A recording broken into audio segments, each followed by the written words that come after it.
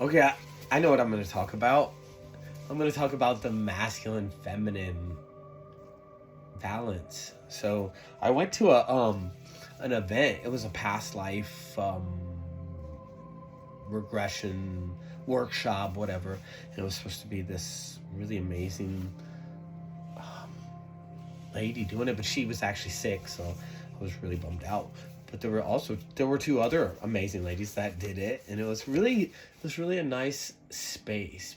But there's so much I find all the healers and the people doing this. There's a lot more women. It is, and I find even a lot of the guys are really not quite that are doing it. I mean, there are some that in touch with the masculine, it's like out of balance, more feminine. And so I found leaning towards when I started in the mysticism, the channeling, I kind of lean the healing. I lean a little more to the feminine sometimes, because that's kind of, it's feminine work, the healing work and all that. So, but there were wounds I was kind of running away from on my masculine side. When before I went into my healing journey, I spent a lot of time on the job site, with, a lot of false, I mean, most people in the world are, it's false masculinity that runs the world, so it's really hard to, have masculine role models. Like, we're basically like starting fresh here. Like, what is our role model? How do I want to be? How do I want, like, real masculinity? Like, it's like not, it's like hard to find. So we're like writing the book on it now. So a lot of the guys were like me that kind of leaned to the left, like more on the feminine side, and we're like scared of our masculinity. But it's not to be scared of. It's just always keeping it in check, because that fire energy, when not in check, I mean, you have bad things happen. It gets out of hand.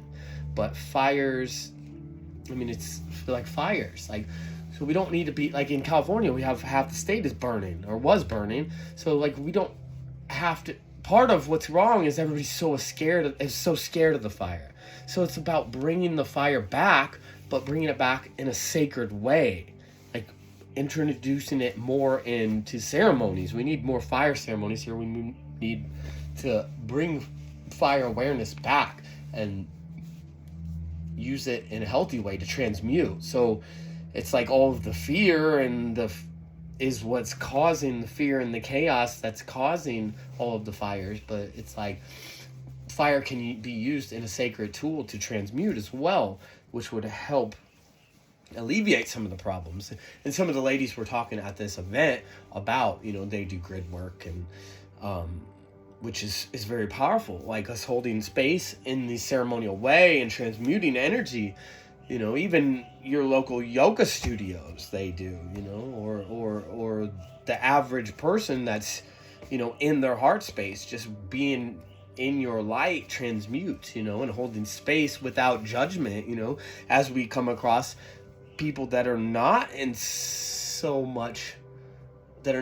aware, or they're in really funky energy. It's important for us to just have compassion for them, and that doesn't mean let them walk all over us, but have compassion for them and hold space as they go through their journey for their healing. And it's important that we don't get into the judgment or the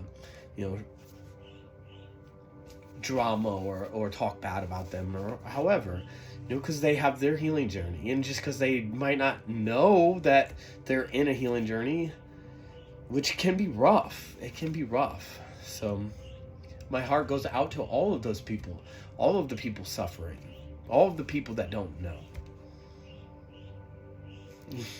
I get off on, like, I don't even know where I started.